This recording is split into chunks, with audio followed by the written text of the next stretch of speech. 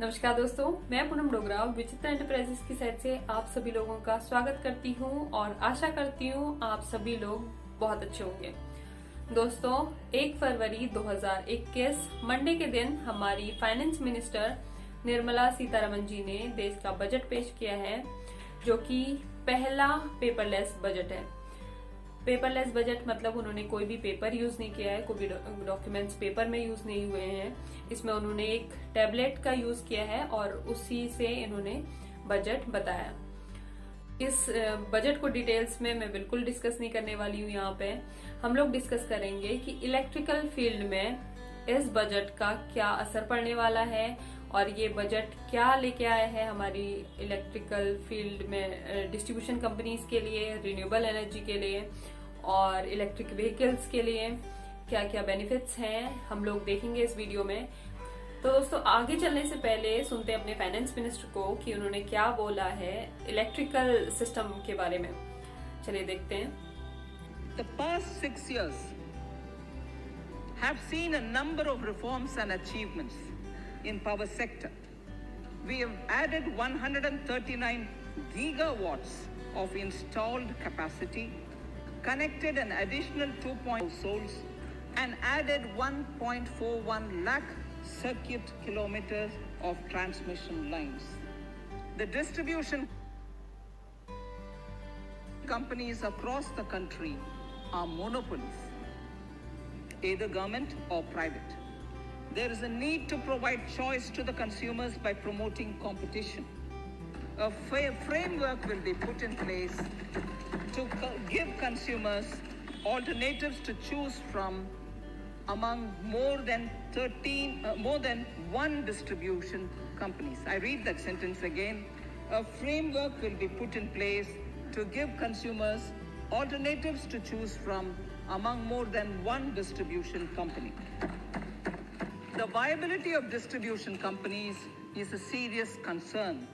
A revamped, reforms-based, result-linked power distribution sector scheme will be launched with an outlay of 3,05,984 crores over 5 years. The scheme will provide assistance to DISCOMs for infrastructure creation, including prepaid smart metering, feeder separation, upgradation of systems, etc., tied to financial improvements. Prime Minister, while speaking at the third Reinvestment Conference in November 2020, had announced plans to launch a comprehensive national hydrogen energy mission. It is now proposed to launch a hydrogen energy mission in 2021-22 for generating hydrogen from green power sources. तो दोस्तों, जैसा कि आप लोगों ने सुना finance minister को कि 3,05,984 करोड़ का 3,05,984 करोड़ का बजट दिया गया है पावर डिस्ट्रीब्यूशन सिस्टम के लिए, जो और ये बजट यूज किया जाएगा हमारे डिस्कॉम हमारे डिस्ट्रीब्यूटिंग कंपनीज का ट्रांसमिशन का पूरा इंफ्रास्ट्रक्चर सुधारने के लिए और नए स्मार्ट मीटर्स लगाने के लिए, जो कि प्री पेड स्मार्ट मीटर्स रहेंगे। और बाकी ये यूज होगा हमारे जो सबस्टेशन के फीडर्स होते हैं वो सेपरेट करने के लिए बहुत ज्यादा, क्योंकि इलेक्ट्रिसिटी हमारी हर साल बढ़ रही है, कंजम्पशन हमारा हर साल बढ़ रहा है, तो उसका इंफ्रास्ट्रक्चर भी बहुत ज्यादा हमें लोगों को चाहिए। और पहले एक एरिया के लिए एक फीडर यूज हो रहा है, फिर उस एरिया में अब ज्यादा इलेक्ट्रिसिटी यूज हो रही है, तो उसके लिए फीडर जो है वो हमें सेपरेट करने पड़ेंगे। तो उसके लिए भी ये इंफ्रास्ट्रक्चर के लिए यूज होगा जो ये बजट है। और यूज होगा हमारे पावर डिस्ट्रीब्यूशन सिस्टम के अपग्रेडेशन के लिए, जिससे जैसे कि वेबसाइट बनेंगी और एप्लीकेशन बनेगी जो कि कस्टमर फ्रेंडली होगी। ये सारा ऑलरेडी इलेक्ट्रिसिटी बिल में पावर मिनिस्टर ने डिफाइन किया हुआ है। सुविधा होने वाली है। सुविधा ये होगी कि एक तो हम लोगों का जो एनर्जी मीटरिंग होगी स्मार्ट होगी और एफिशिएंसी, जो पावर एफिशिएंसी है वो इंक्रीज होगी, क्योंकि इंफ्रास्ट्रक्चर उसका बेटर हो रहा है।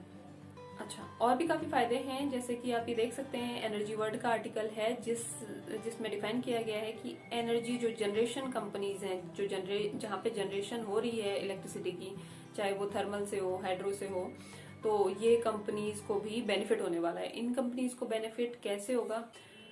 जो पूरा आपकी इलेक्ट्रिसिटी लाइंस हैं वो आपकी थोड़ी मॉडर्नाइज हो जाएंगी, उनका इंफ्रास्ट्रक्चर अच्छा होगा, तो उससे जो पावर लॉसेस हैं हमारे वो कम हो जाएंगे।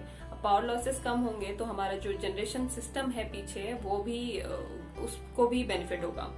क्योंकि अगर दोस्तों हम लोग मैं आपको बताऊं तो 1 यूनिट जो हम इलेक्ट्रिसिटी की यूज करते हैं उसके लिए 2 यूनिट इलेक्ट्रिसिटी पीछे जनरेट हो रही है। जहां जनरेटिंग स्टेशन है हमारा, वहां पे 2 यूनिट अगर जनरेट होगी तो आपके पास 1 यूनिट घर तक पहुंचेगी। क्योंकि बहुत ज्यादा लॉसेस हो जाते हैं बीच में ट्रांसमिशन लाइंस पे और फीडर पे, काफी लॉसेस हो जाते हैं जिससे एनर्जी लॉस हो जाके आपको आधी एनर्जी मिल रही है। तो ये जनरेशन सिस्टम के लिए भी बेनिफिशियल है। अच्छा दोस्तों, बात करें अगर रिन्यूएबल एनर्जी की, तो रिन्यूएबल एनर्जी में इंडिया का ऑलरेडी बहुत ज्यादा फोकस है और काफी सोलर पार्क्स लग रहे हैं, काफी विंड एनर्जी को, सोलर एनर्जी को काफी प्रमोट इंडिया में कर रहे हैं, मिनिस्ट्री कर रही है, गवर्नमेंट काफी प्रमोट कर रही है।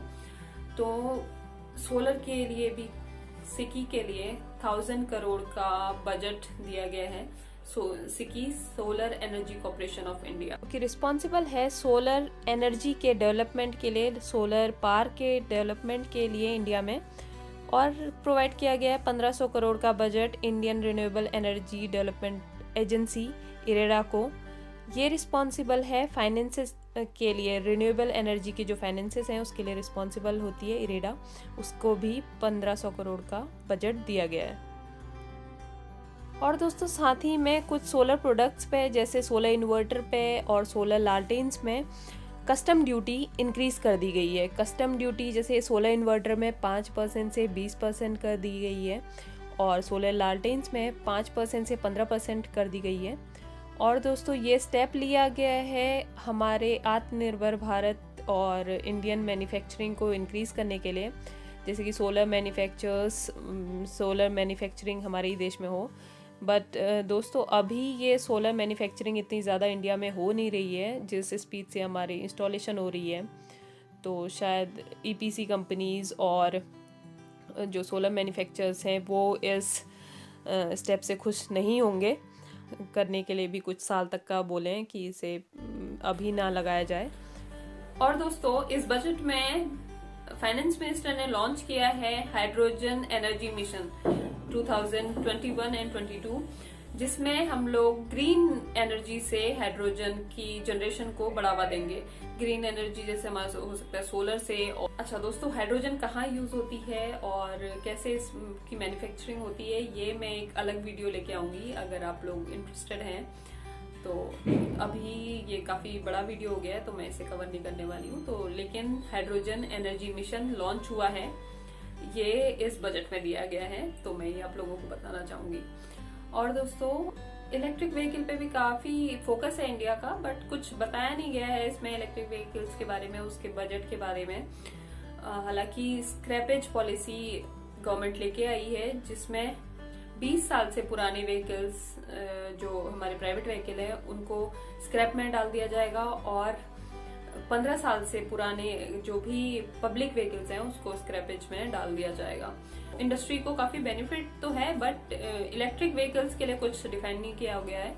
और जैसा कि आप आर्टिकल भी देख सकते हैं तो ज्यादा कुछ इलेक्ट्रिक व्हीकल्स के बारे में दिया नहीं गया है इस बजट में।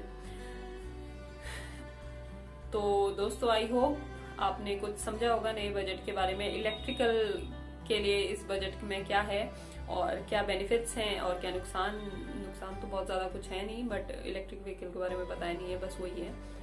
तो क्या बेनिफिट्स हैं इस नए बजट से इलेक्ट्रिकल इंडस्ट्री को, ये मैंने थोड़ा सा आप लोगों को बताने की कोशिश करी है। आई होप आप लोगों को कुछ समझ में आया होगा। तो फाइनली दोस्तों विदा लेना चाहूंगी। Thank you for watching.